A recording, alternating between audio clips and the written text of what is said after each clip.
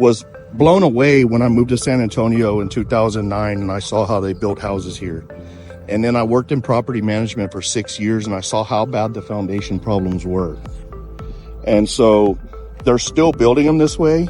So that's why I started a foundation repair business, because I know I'll never be out of work, ever. It never ends. So I love to educate people. I love to teach people what to look for before you buy a house, because you should,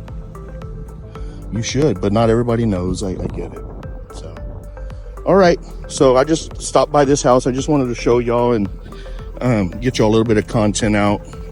I'm going to be coming out with a lot more content. So I appreciate y'all.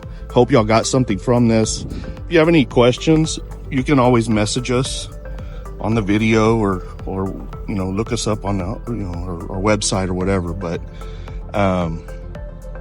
yep, there's a lot that goes into it. It's I think it's smart for people to know. My background is commercial and residential. I used to do ground up construction for years.